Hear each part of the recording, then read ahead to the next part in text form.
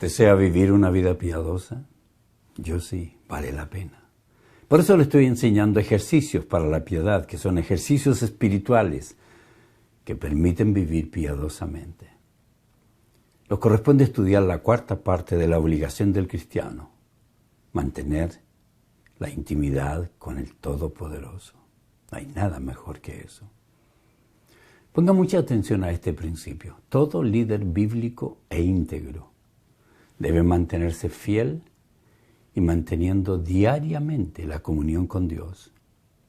Y debe instruir a los creyentes para que sepan vivir en comunión. Debe ser amoroso, debe tener mucho cuidado para exhortar a las ovejas que comienzan a elegir el pecado y van camino a la rebelión. Yo quiero que camine cerca de Dios, querido. Los pastores que amamos la congregación, que hacemos todo esfuerzo por guiar a las ovejas a buenos pastos, que nos preocupamos de preparar buena comida, que las alimentamos con alimento nutritivo, que las cuidamos, las acariciamos, las exhortamos. Siempre que observamos el rebaño que el pastor de los pastores nos ha encargado, no vemos nada más peligroso que el momento en que el lobo está al acecho. Vemos un serio peligro cuando las ovejas descuidadas se están alejando del redil y están en peligro de perder su cercanía, su intimidad con el pastor de los pastores. Ya hablamos de los efesios, hablemos de los corintios ahora, el peligro de la pérdida de la intimidad con Dios. No solo el apóstol Pablo debía tener temor de la pérdida de la intimidad con Dios de los corintios. Todo cristiano debe tener temor de perder su relación de comunión con Dios, pues no se puede vivir la vida cristiana de amor y santidad, alejado del Dios que es santo y rechaza la maldad. Si una persona vive en pecado, tal vez nunca ha conocido a Cristo. Debemos tener temor de perder la intimidad con Dios. Adán y Eva perdieron la intimidad con el Dios amoroso que los creó. ¿Sabe por qué? Porque le creyeron a Satanás y así rebajaron el carácter de Dios. Satanás vive diciendo, no te preocupes, no pasa nada. Por creer las mentiras del diablo y hacer lo que él les sugirió, negaron que Dios era verdadero, que era el encargado de decidir lo malo y lo bueno. El apóstol tenía temor de que lo mismo ocurra con los cristianos de Corinto. Noten lo que les escribe. Espero que toleren un poco más de mis tonterías. Por favor, ténganme paciencia. Tal vez es lo mismo que puedo decirle a ustedes. Tolérenme. Pues los celo con el celo de Dios mismo. Los prometí como una novia pura a su único esposo, Cristo. Pero temo que de alguna manera su pura y completa devoción a Cristo se corrompa tal como Eva fue engañada por la astucia de la serpiente. Ustedes soportan de buena gana todo lo que cualquiera le está diciendo. Aun si le predican a un Jesús diferente del que nosotros predicamos, o a un espíritu diferente del que ustedes recibieron, un evangelio diferente del que creyeron. Segunda a los Corintios 11, 1 al 4. Quiero hacer una paráfrasis de estos 4 versículos. La paráfrasis es una explicación más sencilla.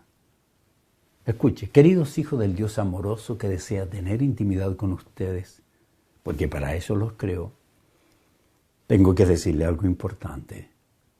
Pienso que no todos lo entenderán. Pensarán que estoy loco.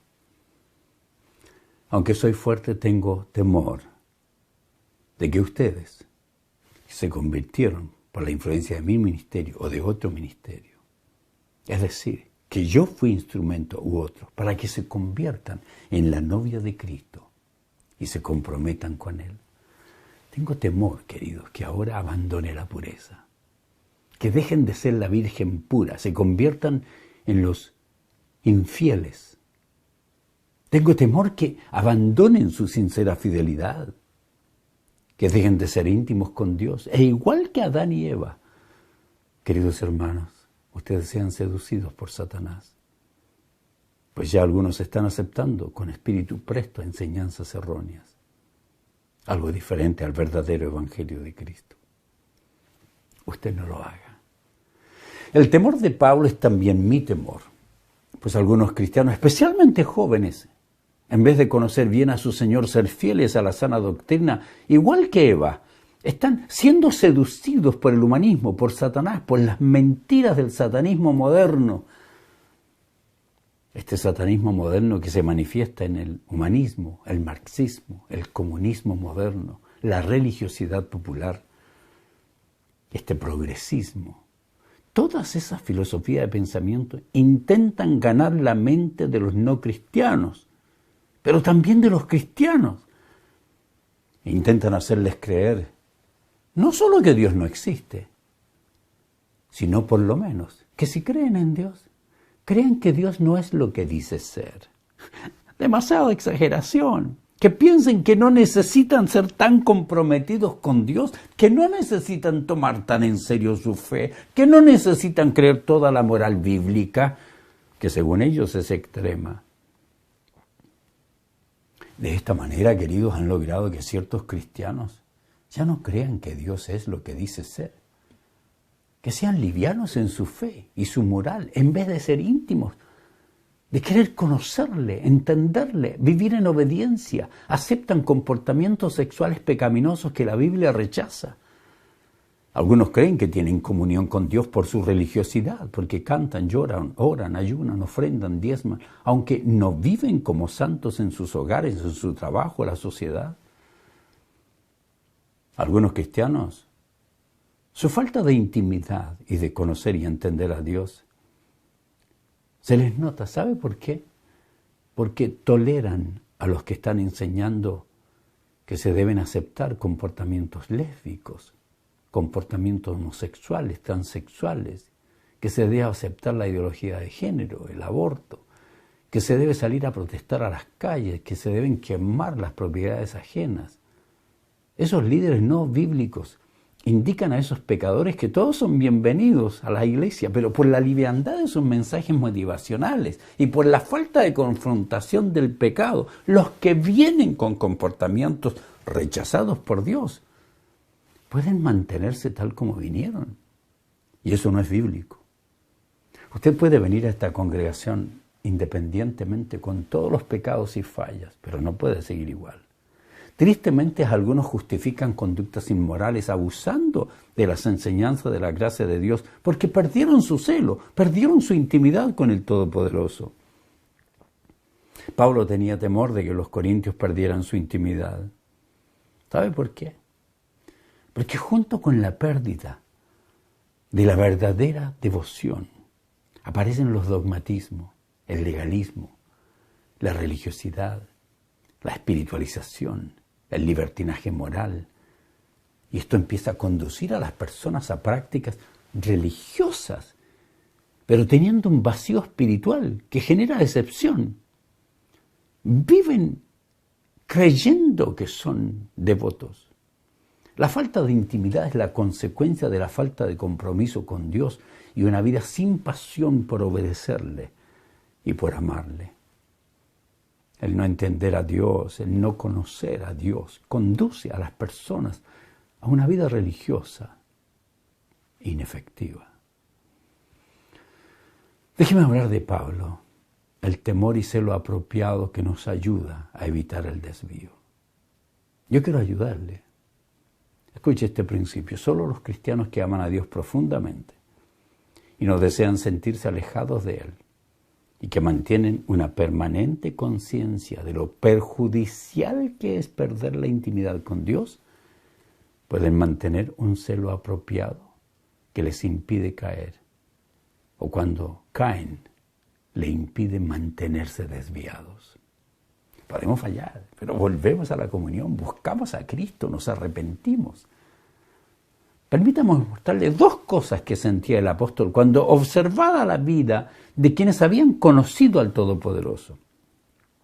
Él dice, yo tengo celo, y luego dice, yo tengo temor. Estas dos características motivaron a Pablo a presentar esta seria advertencia. Esta advertencia es para nosotros también. Esas mismas características nos motivarán a nosotros a evitar nuestro desvío. Hablemos primero del celo sabio que impide la infidelidad. No confunda el celo de Dios, que es perfecto, con los celos de seres humanos imperfectos. No estoy hablando de celos humanos enfermizos. Esos son la fuerte presión que experimentamos para utilizar las herramientas que nosotros escogimos con el propósito de mantener el amor vivo, pero que por ser formas erróneas terminan por destrozarlos. Los celos destrozan el amor. Los celos humanos enfermizos conducen a la persona a querer tener lo que ya tiene, pero que por su inseguridad cree que ha perdido. Pablo nos advierte sobre los erróneos celos humanos en medio de una lista de pecados. Note lo que dice. Cuando ustedes siguen los deseos de la naturaleza pecaminosa, los resultados son más que claros. Examine si hay algo de esto en su vida. Inmoralidad sexual, impureza, pasiones sensuales, idolatría, hechicería, hostilidad, peleas, celos, arrebatos de furia, ambición egoísta, discordia, divisiones, envidias, borracheras, fiestas desenfrenadas y otros pecados parecidos. Permítame repetirle lo que les dije antes, dice, cualquiera que lleve esa clase de vida no heredará el reino de Dios. Gálatas 5, 19, 21. Pablo no quiere que tengamos ese tipo de celo, pues ese no era el celo que él tenía por los cristianos, que él había conducido a tener una relación de intimidad con Dios mediante la predicación del Evangelio y por la obra de Cristo, que les puso en comunión con Dios.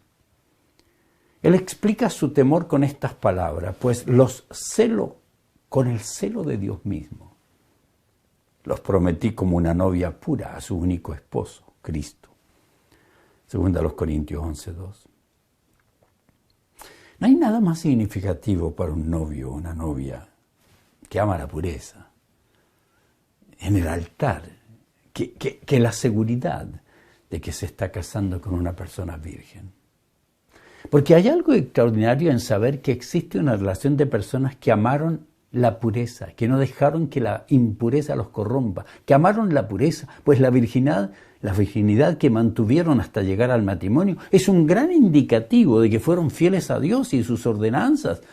Es una muestra clara de que tienen toda la posibilidad de seguir viviendo como personas fieles en el matrimonio, porque lo hicieron con pureza en el noviazgo. Primero Pablo dice, os celo con celo de Dios. Dios es celoso. Así lo advierten los 10 mandamientos. Él nos ama, queridos. Él dice, yo soy el Señor tu Dios, quien te rescató de la tierra de Egipto, donde eras esclavo. No tenga ningún otro Dios aparte de mí. No comunismo, no humanismo, no agnosticismo. No te hagas ninguna clase de ídolo ni imagen de ninguna cosa que está en los cielos, en la tierra, en el mar. No hagas ídolo a tu novio, tus padres, tus tíos. No te inclines ante ellos ni le rinda culto, porque yo soy el Señor tu Dios. Soy Dios celoso, que no tolerará que entregues tu corazón a otros dioses. Cuando usted prefiere obedecer a sus sentimientos y pasiones en vez de a Dios, su ídolo es con quien consuma su pasión. Una esposa que ve a otra mujer coqueteando con su marido tiene un celo correcto porque está siendo testigo de que alguien intenta entrar en una relación que solo a ellos les pertenece. Tendrá celos si se da cuenta que existe peligro de que su esposo siga sus pasiones y se convierta en infiel. Dios es posesivo, con la adoración, el servicio que solo a Él le pertenece. Pablo no está diciendo tengo celo de ustedes, está diciendo tengo celos por ustedes. Porque a los antiguos creyentes de Corinto les dijo que ellos eran la novia desposada. Hoy, nosotros, los creyentes del siglo XXI, que hemos entregado nuestra vida a Cristo, que hemos sido salvados. Somos la esposa de Cristo. Nuestro esposo viene por nosotros. Él demanda nuestra pureza.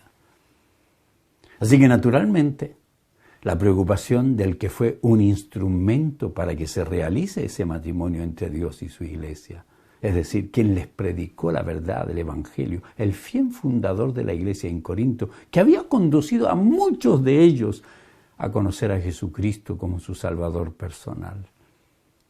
Siente celos por ellos.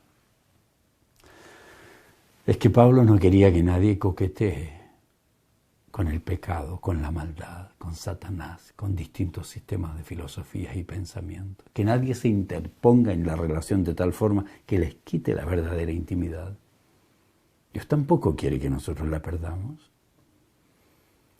Hablemos ahora ya no del celo, sino del temor correcto que impide perder la intimidad. Algunas veces, queridos, estos temores son preocupaciones válidas. Esta es una de ellas. La preocupación de Pablo era válida, el celo era válido. Cada vez que veo que las personas a quienes ministro, a ustedes, quienes buscan mi consejería, a quienes asisten a mis conferencias, me hacen preguntas, cada vez que veo que por sus expresiones indican que se están alejando de la verdadera intimidad con Dios, me da temor por ustedes, me da celo por ustedes. Nosotros los líderes tenemos que amarles, debemos ser los más serios vigías de la pérdida de nuestra intimidad, porque puede que nadie se dé cuenta, porque yo puedo seguir cantando, adorando, sirviendo, predicando, pero nosotros sabemos cuando estamos coqueteando con el pecado. En esos momentos, queridos, debemos sentir temor. Y si no lo tenemos, algo malo pasa. Tenemos que desarrollarlo. ¿Cómo desarrollamos el temor? Conociendo los peligros, conociendo las consecuencias, conociendo el mal que existe en alguna acción o relación. Si usted sabe que el cloro es un buen desinfectante, pero no ha estudiado las consecuencias de utilizarlo mal, de utilizar mal el cloro para la limpieza, si no entiende cuán peligroso es, lo puede usar descuidadamente, solo porque no ha tenido la información sabia, concreta, verdadera. De la misma manera, si uno estudia lo terrible del adulterio, lo destructivo de las mentiras, de los chismes, de la falta de integridad, si no estudia, querido, las consecuencias terribles que tienen nuestros pecados en nuestra relación con Dios, si no entiende, si no estudia los efectos en su persona, en su familia, en la congregación, en sus finanzas, su matrimonio, no tendrá temor. Usted se prepara para tener un temor sabio cuando sabiamente se informa y puede evaluar bíblicamente los malos comportamientos o las malas filosofías. Por eso, queridos, hoy muchos no tienen temor de las filosofías mundanales, más bien se asocian con ellos. No conocen lo dañino del humanismo, del comunismo, empiezan a mezclarse con ellos. Y Pablo tenía temor de que la seducción satánica tan efectiva y que realizó por medio de sus discípulos seduzca a algún cristiano hoy, porque sabe que quien la acepta, la injerencia satánica, interrumpirá su comunión con Dios. Por eso Pablo dice que tiene temor de que la serpiente que engañó a Eva también sea capaz de seducir a algún creyente y apartar sus sentidos de la sincera fidelidad a Cristo. Pablo retrocede hasta el mismo relato bíblico de Génesis capítulo 3, en donde la serpiente atrajo el interés de Eva, la sedujo, la persuadió de que lo que él le sugería sería bueno para ella y por implicación también para su marido. La hizo creer una mentira acerca del carácter de Dios. Todavía la siguen diciendo. Satanás logró que Eva piense que Dios no era verdadero, que ella podía ser como Dios, que ella podía decidir lo que era bueno y lo que era malo. Eso es lo que todavía enseñan estos liberales morales, los comunistas, que usted puede decidir lo bueno o lo malo. Eso es lo que enseñan los liberales morales de denominaciones y congregaciones que se creen más compasivas y amorosas que Dios. En su errónea definición del carácter de Dios quieren aceptar comportamientos pecaminosos, aceptando el homosexualismo, aún ordenando ministros homosexuales. Y muchos jóvenes pentecostales que odiaron el legalismo comenzaron a cambiarse a iglesias liberales morales. Terrible. Siempre me impactan las palabras de A.W. Tozer, quien escribe, escuche esto, entre los pecados hacia los cuales el corazón del hombre está más susceptible y el que es lejos el más odiado por Dios es la idolatría. Pues esta es en sí una difamación de su carácter. El corazón idólatra asume que Dios es cualquier cosa, menos lo que realmente es. Y luego advierte, cuidémonos de que en nuestro orgullo aceptemos erróneamente que la idolatría solo consiste en arrodillarse ante objetos visibles de adoración y que por lo tanto la gente civilizada, como nosotros, está libre de hacerlo. Concluye Tozer diciendo, la esencia de la idolatría es tener pensamientos sobre Dios que no le corresponden a Él. ¿Está pensando usted bien de Dios? ¿Usted conoce al Dios de la revelación o al Dios de su imaginación o su denominación? Conclusión. Pensar equivocadamente sobre Dios y no entender que Él realmente tiene el control soberano nos deja a nosotros o nuestros pensamientos como corregentes de nuestra vida. Cuando decidimos que no queremos a Dios en ciertas áreas de nuestras vidas, o cuando decimos que lo queremos, pero por ignorancia no lo ubicamos en el lugar de preeminencia, abrimos la puerta para seguir pecando a pesar de que decimos que amamos a Dios. Usted no lo haga, querido.